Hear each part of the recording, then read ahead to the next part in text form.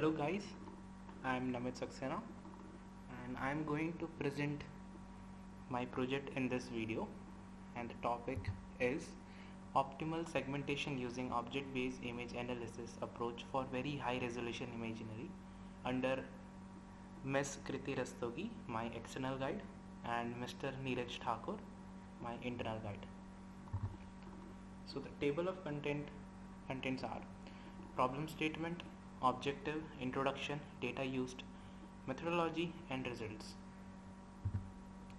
So the objective of my project is to find optimal segmentation of building footprint extraction using very high resolution multispectral imagery.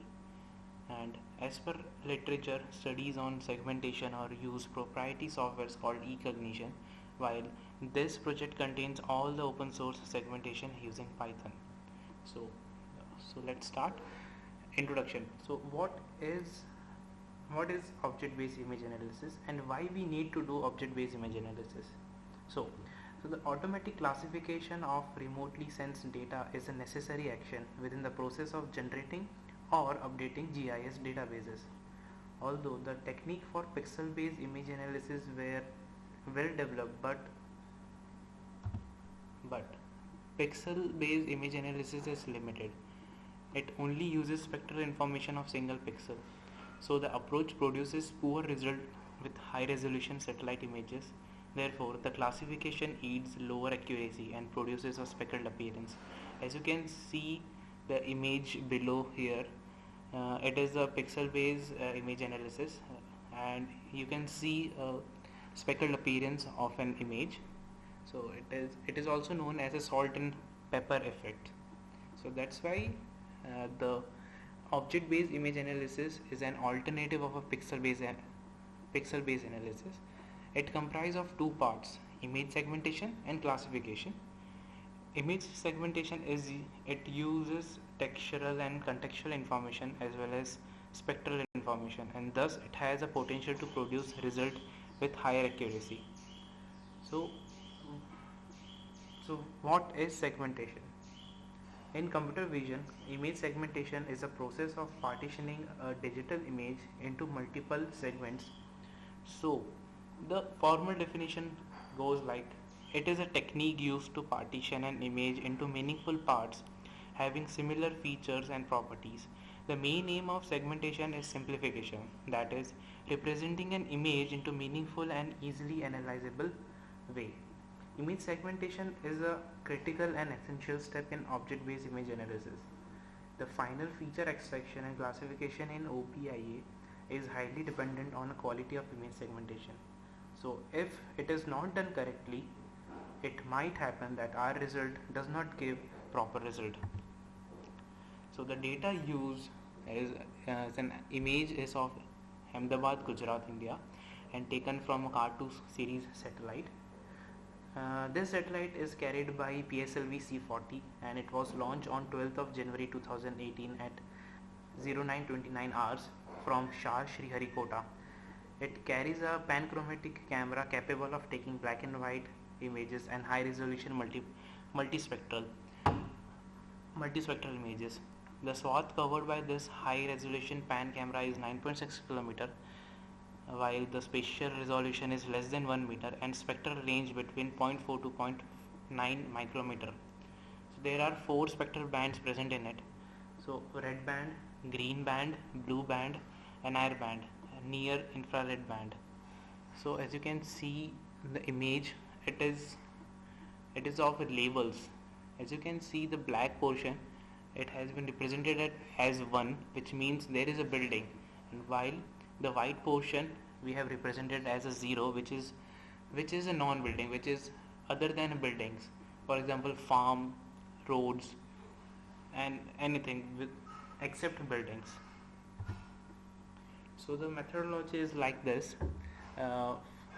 Initially we will take image and label and we will convert it into array. Then we will apply our segmentation algorithm, and we will check the accuracy of that segmentation. If that segmentation is not proper, we will change the segmentation parameter and again we will do the segmentation. If the accuracy is proper, then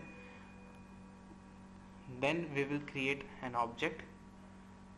From those object we will create features which are the properties of images, and we will give it to the classification model, and we will run the machine learning algorithm. So the Felsenwald algorithm was used for segmentation. Features were NDVI, which is normalized difference of vegetation index, standard deviation, brightness, contrast, homogeneity, area, and minimum bounding box. And finally, the random forest classification model was applied on the data set. So let's go to the next slide. So as you can see, it is importing data and segmentation.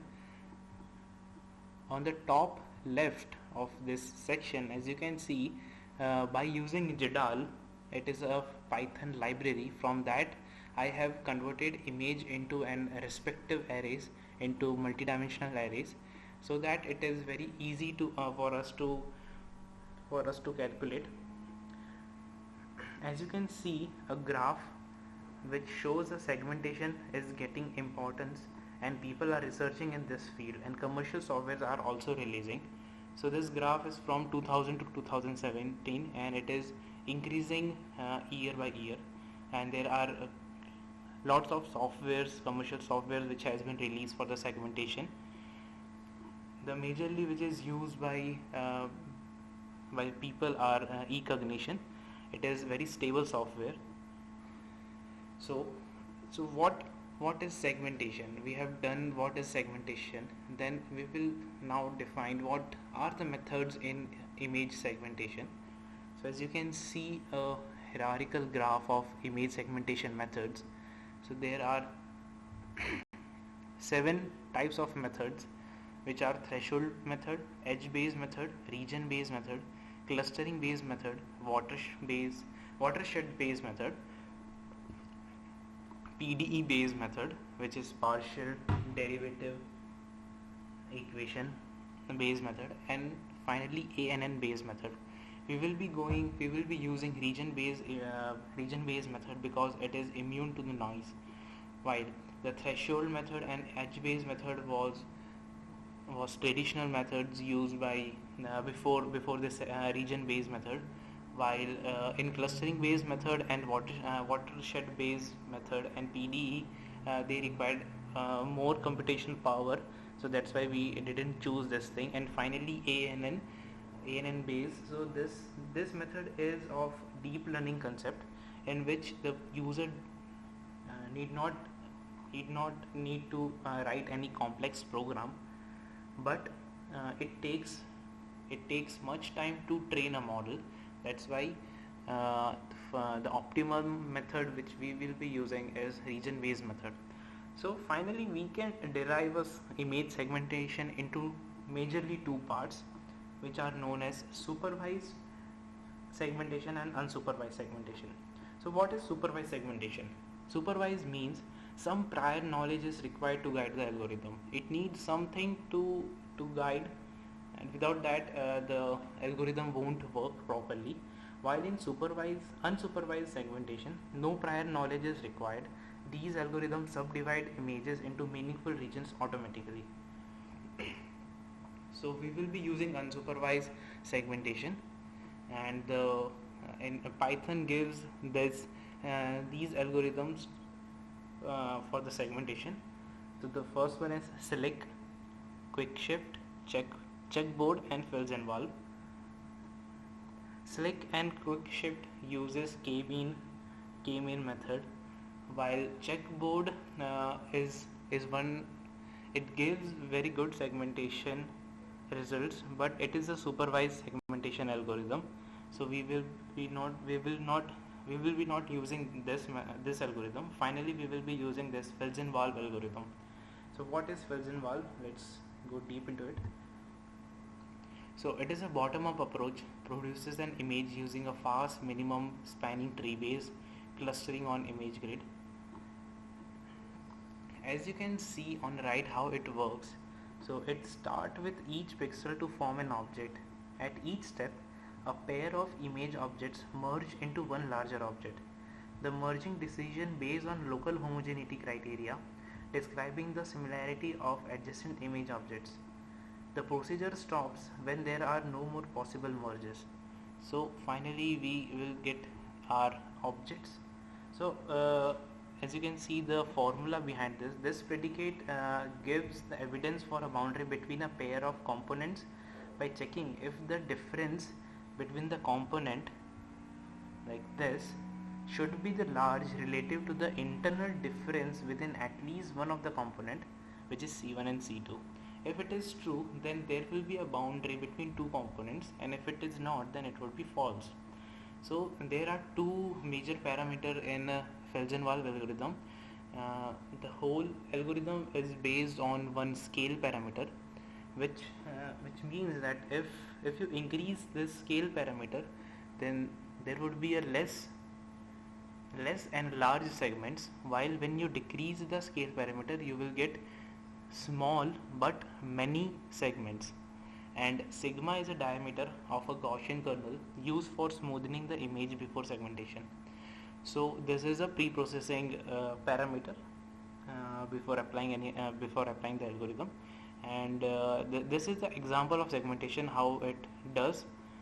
So how what is the output of this algorithm? So this would be a boundaries, and this algorithm has divided into many objects according to the image.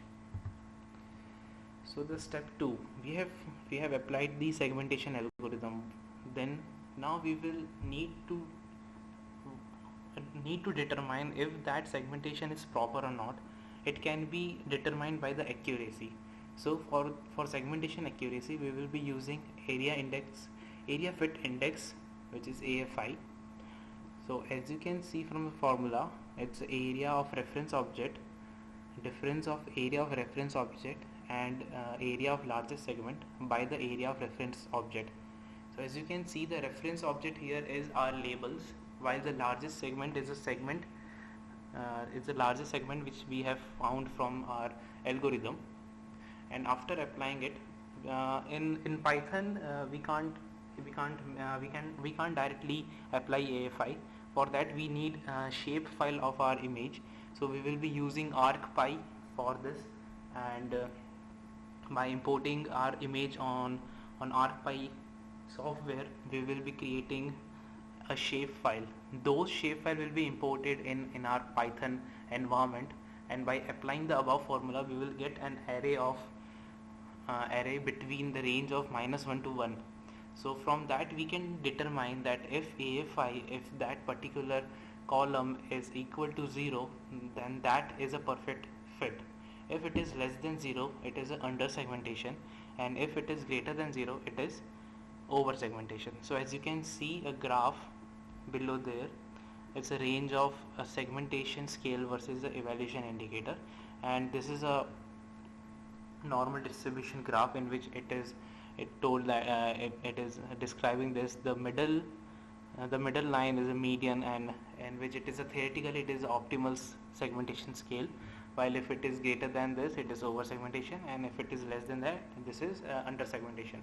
So what is under segmentation and what is over segmentation? So let's have a look on the right, on the image on the right side. So on the first A, under segmentation. So how we will define this is a under segmentation thing. So if we choose this blue object, so when we split it gives two objects, which means that our algorithm didn't find any major feature between that. That's why our algorithm has created one big large object, while in reality there are different things which need to be differentiated. So this is under segmentation thing. While what is over segmentation? So as you can see, this object, this bluish blue shade object, when we merge that thing, it would be compiled into one optimal segmentation, which means that our algorithm is more about it finds major difference between two objects, but in reality we don't want that difference between that. So this is a over segmentation thing. There are many different parameter, there are many different measures or metrics from which we can find our segmentation. There are quality rate and root mean square, but AFI, area fit index, gives a very good and stable results. So that's why we will be using this area fit index. We got more than 65% of accuracy in this. So now we have created our objects, the segmentation parameters are tuned, and we have created our objects. Now we will be creating the features. So features are the properties of different properties of the image. So as you can see this hierarchy, there are three major features available in this image. Spectral features, in which there is NDVI, standard deviation and brightness, then texture feature, in which there is contrast and homogeneity, and finally the shape features, which are area, minimum bounding box, perimeter and solidity. So now there is a problem that we have our data in pixel wise, so we need to convert it in our data into object wise, which so what this means that, for example, if this is an object, so we have found NDVI or standard deviation or brightnesses by with respect to pixel. But now if this is an object, so then we need only one value of that. If we are finding the NDVI of this object, there should be one value, not many values. So we will be finding mean of all the NDVIs related to this object, and we will give a one value for one NDVI value for this object. So how we will be doing this? As you can see this flow chart, it's like there are two different arrays, object and feature. I have combined into one array, and then by taking mean, it has finally the object has been created. So the table shows, the first table has this object, and there are many features like NDVI, brightness, standard deviation and all.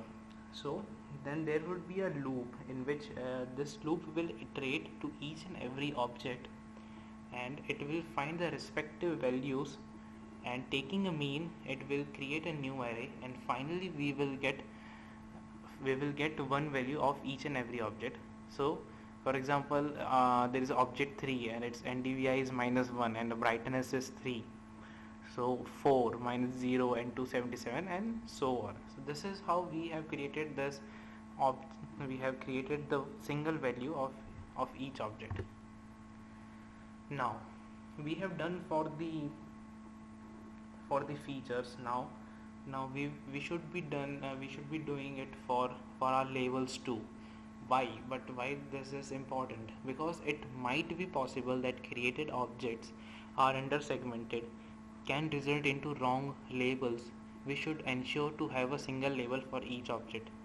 So there is a code, and I will explain you how it works. So line 1 and 2 is importing respective libraries. Line 4 is creating a new array which consists of segments and labels.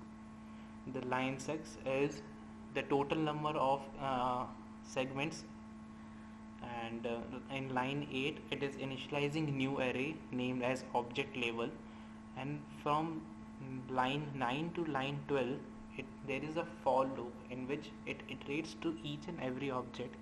It finds the respective labels and it is doing the mode on that thing. Mode means the most frequency in an array, and it will be appending into this initialize array, and finally we get a new array of object labels.